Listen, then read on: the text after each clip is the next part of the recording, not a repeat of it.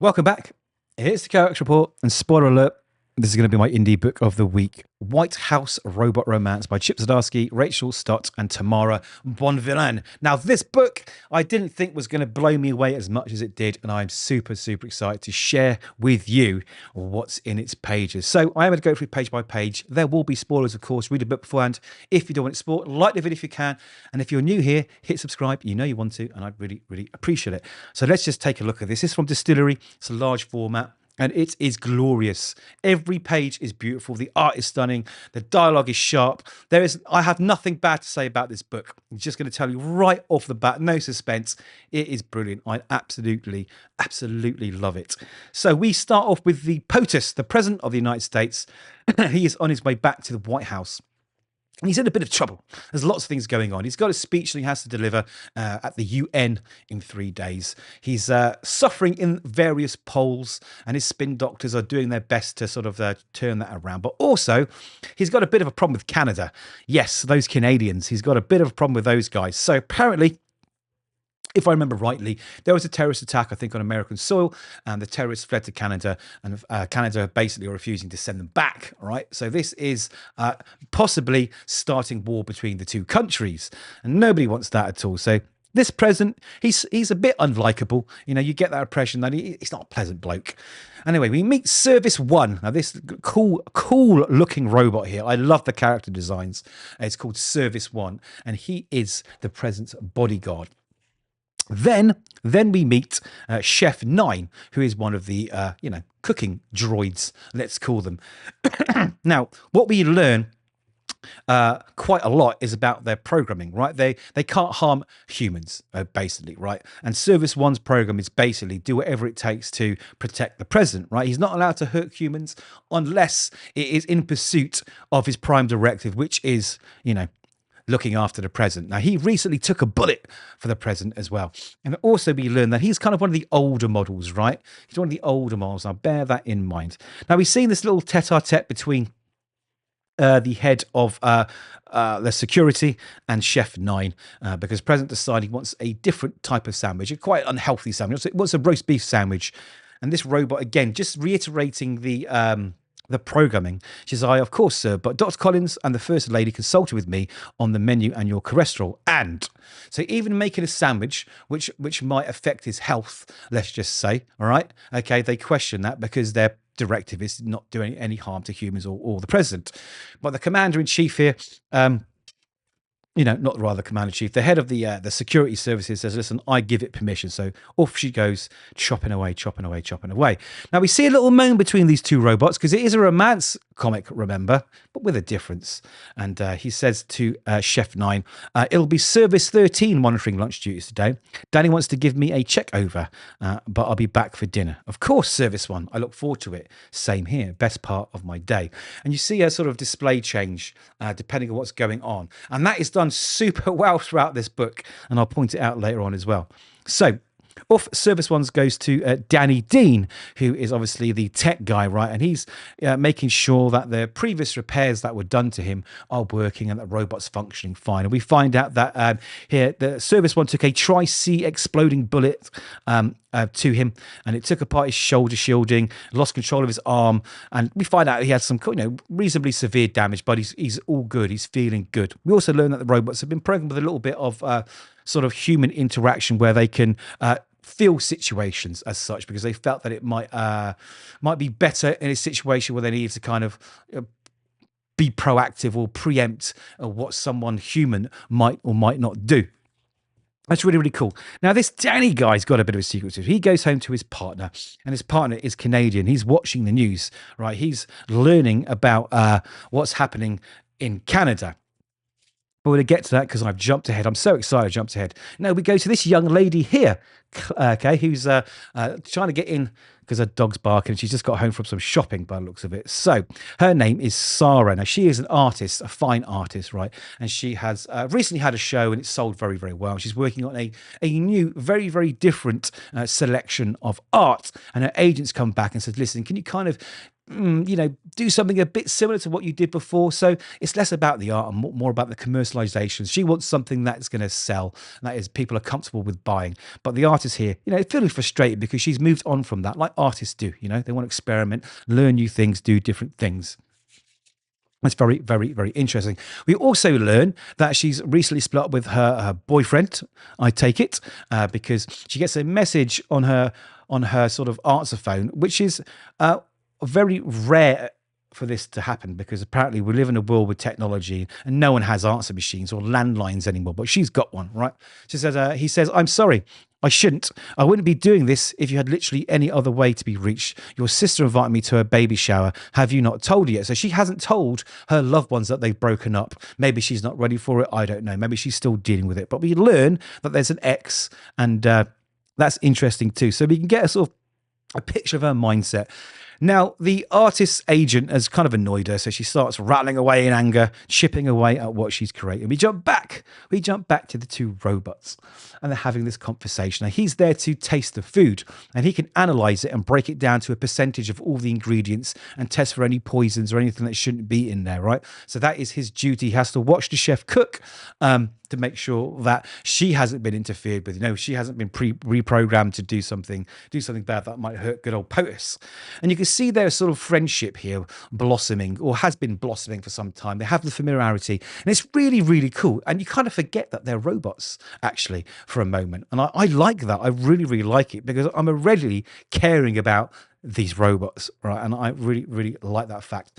So, back to Danny here. So Danny goes home to his partner, and his partner, like I say, is Canadian, and he is not happy at all. In actual fact, he's freaking out. Okay, because he's realizing that this is going to start a bit of a war. Basically, he doesn't want that to happen. And he doesn't like the president. He thinks the president is a monster, and he doesn't want the president, sending troops to invade Canada. But his boyfriend says, "Hey, don't worry about it. There's stuff going on.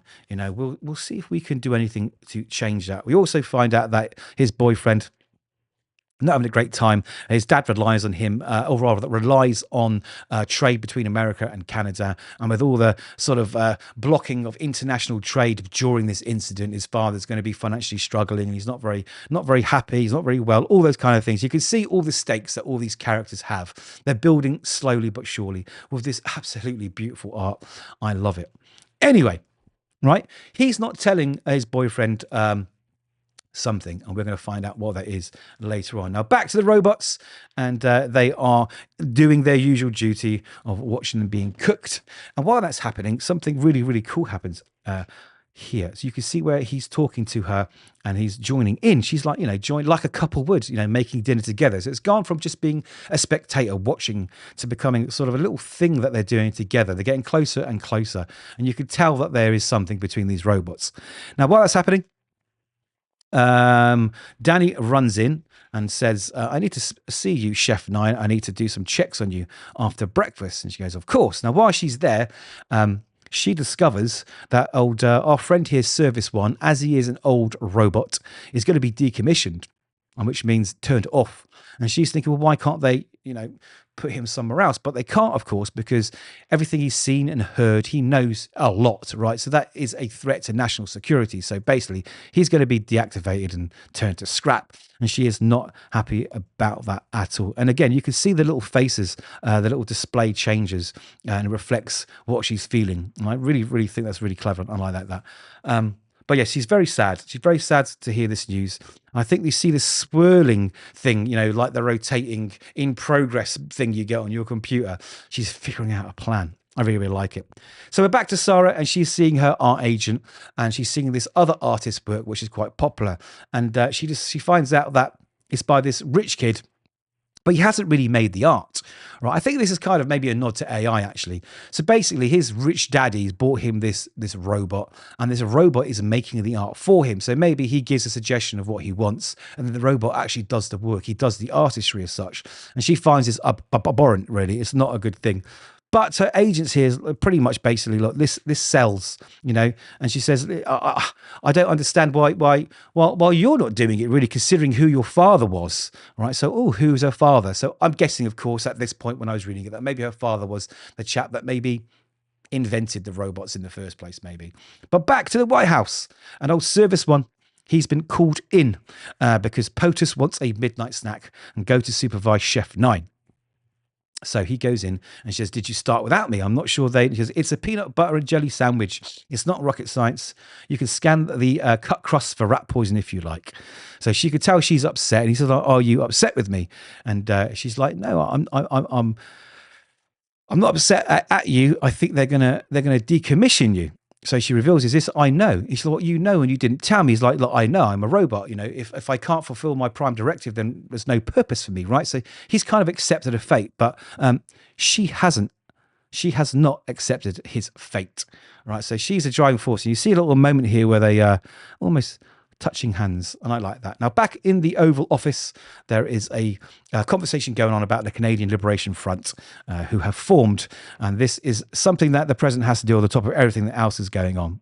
Now, this is very, very, very non-protocol, but Chef 9 comes in and says, listen, you know, I'm really, really sorry to interrupt, but is it possible to make a symbolic last meal for Service One to taste before you decommission him? So he gets permission from POTUS. He's like, yeah, sure, right, okay. And they're like, well, that's a bit weird, robots thinking that way. Anyway, we get back to this, and she is preparing this last meal. As you can see, it's a tomato soup. So Chef 9 hands the soup over to the robot.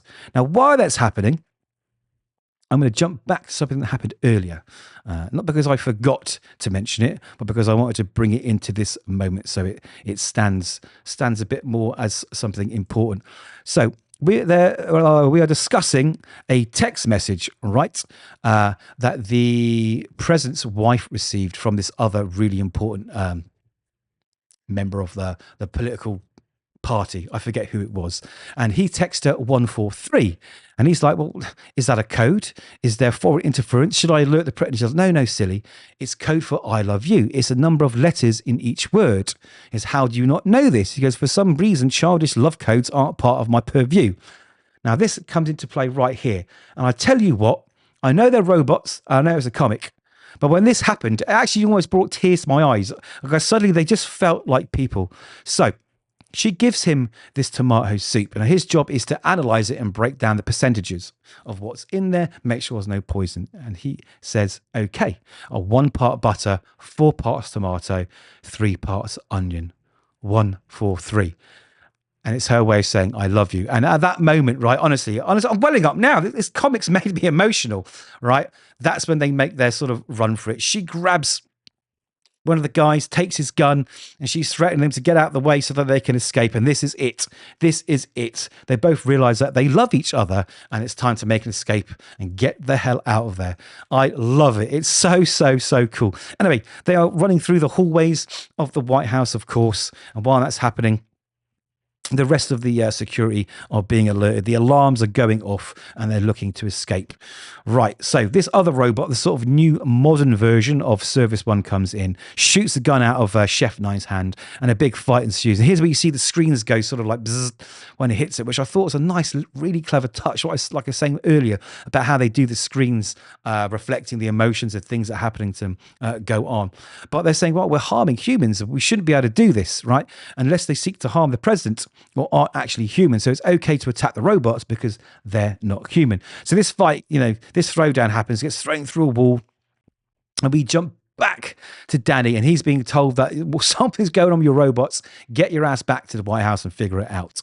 Then we jump back to the fight, and it looks like it's all going to end. It's all going to end. It's all going to be terrible. But they take a prisoner, or rather a hostage, and this hostage happens to be one of the press. And I like this. I guess it's a joke to what goes on with modern media. Now, he's a reporter. He had said some very nice things about the Security Council. So they're basically saying, we will shoot through you if we have to. But before that happens, they crash through the wall, right? The president gets alerted, and he's losing his mind over what's going on. And he says, listen, they've seen everything. That machine is a walking, talking recording of every decision we've ever made. The falsified evidence, the occupational plans, the corporate deals. Oh, God, not to mention military secrets. If any of those terrorist organizations get a hold of Service One, we're dead. And if we're not dead, we're in prison. We need to get this robot back pretty much damn quick. So they're out. They're out. They managed to get out of the White House compound, and they're figuring out, what can we do? What can we do? We need to remove the trackers, but we can't remove them because our program forbids us from removing trackers from ourselves or the robots. So we need a human to do it. So as Danny is out, so he's probably at the White House now being grilled as to how this could have happened. Again, Danny's going to come into play in a minute. So they realize that the only person in their databases is their creator, Dr. Frederick Boyd, but he passed away 7 years ago. So maybe, just maybe, all right, maybe someone close to him, like a sibling or maybe a child, might have sort of followed in the footsteps and be able to help them. And this is, I guess, Sarah, who we find out in a minute. Now, before that happens, we get some more from Danny, who takes his boyfriend to this place where he's saying, listen, I want to show you something. This might be the key to, helping your country. And we find out that that Canadian Liberation Front is set up right there in Washington, D.C. They're about to put some kind of plan into action. Danny is part of them, and he has doctored Chef 9. And that's why Chef 9 has gone against her programming and is helping break Service 1 out. Very, very, very cool. Back to the artist, like I said, Sarah, she's there. She's obviously the daughter of the creators' robots, and the robots are knocking on their door asking for help. Now, this book absolutely ticks all of my boxes, and I'm surprised it did, because I thought, oh, a romance book, that's not going to be fun, right? A romance with robots, how can that be interesting? But boy, oh boy, it was. Absolutely surpassed all of my expectations. It's now kind of probably definitely 100% one of my favorite indie books of the moment.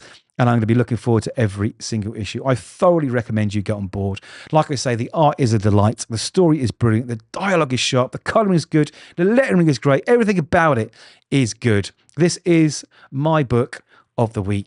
And I hope, if you've not read it, you pick it up too and it becomes yours. So those are my thoughts. Do let me know yours. Like the video, hit subscribe if you can. And we will see you in the next video.